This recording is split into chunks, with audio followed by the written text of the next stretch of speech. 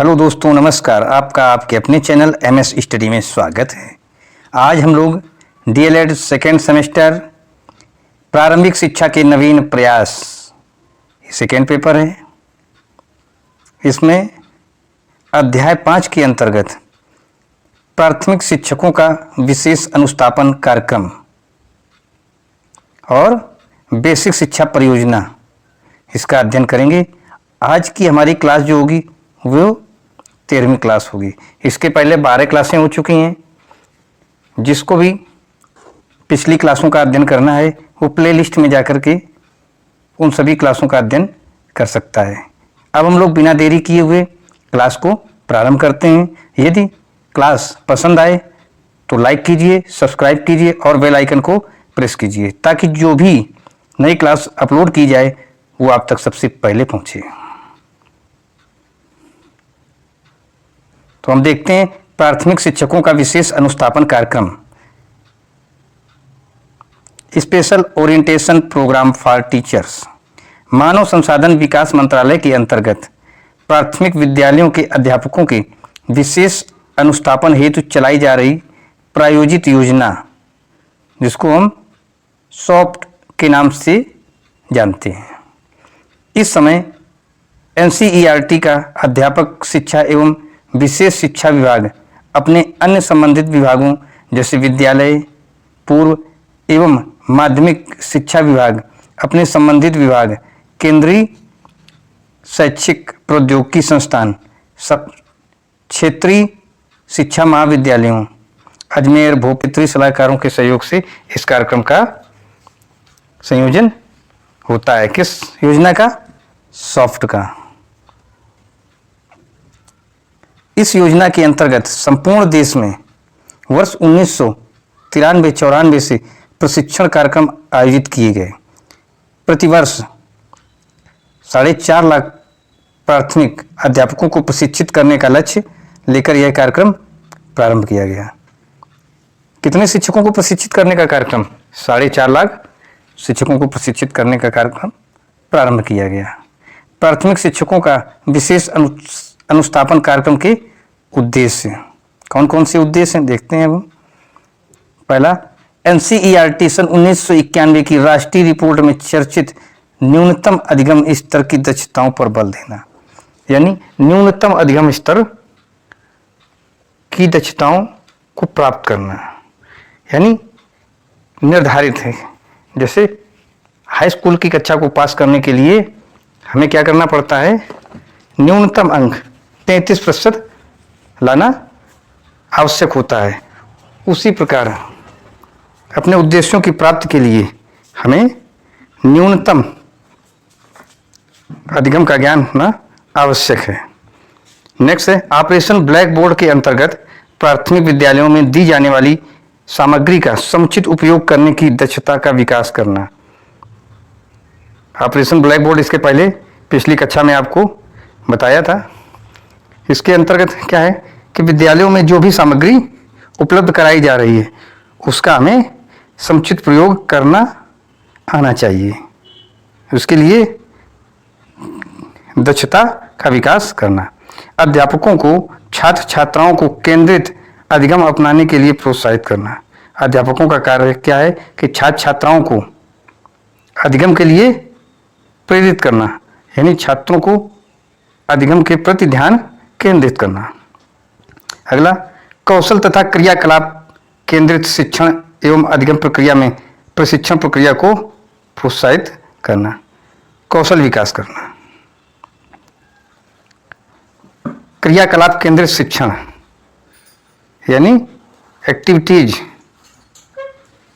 विभिन्न तरह की क्रियाकलाप हैं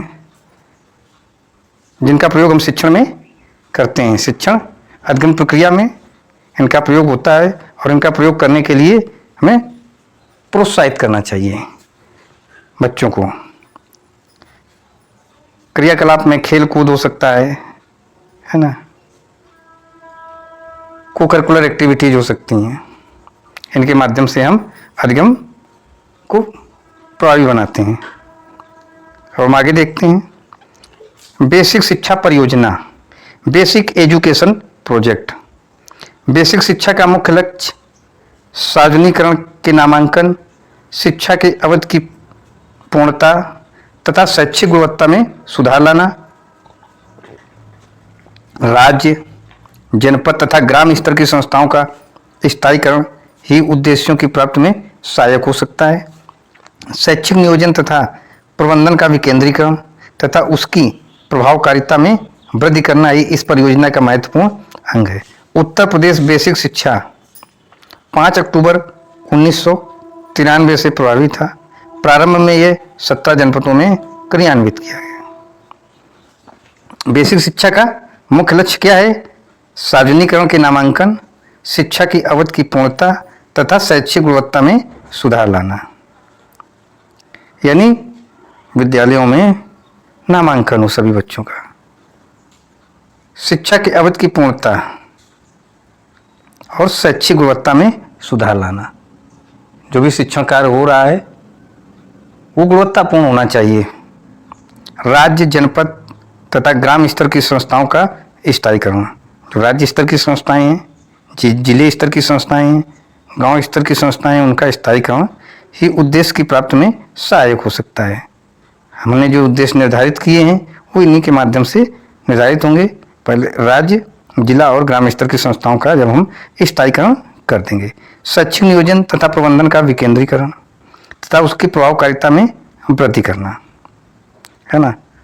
तो ये सब परियोजना के महत्वपूर्ण अंग हैं। उत्तर प्रदेश में बेसिक शिक्षा 5 अक्टूबर 1993 से प्रभावी है और प्रारंभ में इसको 17 जनपदों में क्रियान्वित किया गया था और देखा गया था इसके क्या परिणाम रहेंगे। जो हम उद्देश्य निर्धारित कर रहे हैं उन उद्देश्यों की प्राप्ति होगी या नहीं होगी। यदि होगी तो हम इसको धीरे धीरे प्रदेश के समस्त जिलों में क्रियान्वित करेंगे। बेसिक शिक्षा परियोजना के 3 अंग थे। कौन कौन से 3 अंग हैं देखते हैं हम। पहला है संस्थागत क्षमता में वृद्धि, दूसरा है गुणवत्ता में सुधार तथा पूर्णता, तीसरा है बेसिक शिक्षा तक पहुंच में सुधार। अब हम पहला अंग देखते हैं, संस्थागत क्षमता में वृद्धि। इसके अंतर्गत राज्य, जनपद तथा स्थानीय स्तरों पर नियोजन एवं प्रबंधन सहयोग प्रदान करने वाली इकाइयों की स्थापना करके पूरे राज्य के 6 से 14 वर्ष के 100% बालकों का नामांकन, समुचित शिक्षा के लिए सभी विद्यालयी सुविधाओं का नियोजन एवं प्रबंध करना था। सक्रिय सामुदायिक सहभागिता सुनिश्चित करना प्रमुख आयाम था। तो संस्थागत क्षमता में वृद्धि के अंतर्गत हमने देखा कि 6 से 14 वर्ष तक के 100% बालकों का नामांकन विद्यालय में किया जाए। समुचित शिक्षा के लिए सभी विद्यालयी सुविधाओं का नियोजन, यानी सभी विद्यालयी सुविधाओं की व्यवस्था की जाए, उनका प्रबंध किया जाए। सक्रिय सामुदायिक सहभागिता सुनिश्चित करना। सक्रिय सामुदायिक सहभागिता जब होगी तभी विद्यालयों में 100% नामांकन होगा, हम अपने लक्ष्य को प्राप्त कर पाएंगे, अन्यथा नहीं। अगला है गुणवत्ता में सुधार तथा पूर्णता।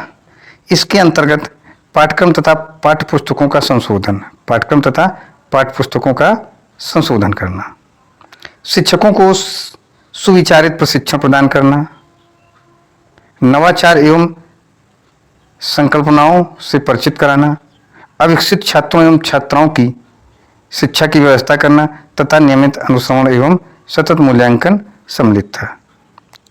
किसमें? गुणवत्ता में सुधार तथा पूर्णता। गुणवत्ता में तभी सुधार हो सकता है जब हम देखेंगे पाठ्यक्रम हमारा क्या है, पाठ्यपुस्तकें किस प्रकार की हैं, वर्तमान समय की आवश्यकताओं को देखते हुए हमें क्या करना होता है, पाठ्यक्रम में संशोधन करना होता है तथा उस पाठ्यक्रम के अनुरूप पुस्तकों भी संशोधन करना होता है।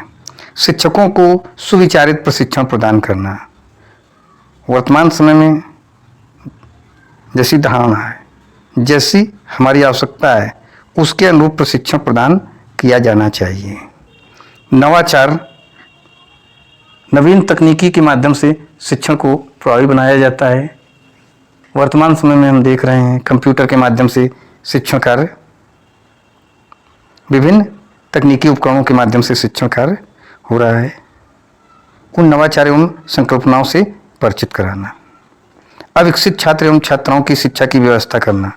अविकसित यानी जो बच्चे कमजोर हैं, जो चीज़ों को सही से नहीं समझ पा रहे हैं, उनको अच्छी तरीके से समझाना, उनकी शिक्षा की व्यवस्था करना तथा नियमित अनुश्रवण करना एवं सतत मूल्यांकन सम्मिलित है। सतत मूल्यांकन यानी जो मूल्यांकन निरंतर होता रहता है, दिन प्रतिदिन, प्रत्येक सप्ताह, प्रत्येक महीना, तिमाही, छमाही और सालाना। इस प्रकार सतत मूल्यांकन निरंतर चलता रहता है। सतत मूल्यांकन के माध्यम से हम पूर्णता को प्राप्त कर सकते हैं, अपनी शिक्षा में सुधार कर सकते हैं, गुणवत्तापूर्ण बना सकते हैं। जब निरंतर मूल्यांकन होता रहेगा, सतत मूल्यांकन होता रहेगा, तो हमें अपनी कमियों का पता चल जाएगा और मूल्यांकन के माध्यम से हम अपनी कमियों को दूर करते हुए पूर्णता को प्राप्त करेंगे। अगला अंग हम देखते हैं बेसिक शिक्षा तक पहुंच में सुधार। इसके अंतर्गत जनपद में बेसिक शिक्षा तक पहुंच सुनिश्चित करने के उद्देश्य से असेवित क्षेत्रों में प्रारंभिक विद्यालयों की स्थापना करना। किन विद्यालयों की? प्रारंभिक विद्यालयों की स्थापना करना तथा शिक्षा केंद्रों को संचालित करना इसका लक्ष्य था तथा समाज के विशिष्ट वर्गों के बालकों के लिए शिक्षा की व्यवस्था करना ही मुख्य उद्देश्य था।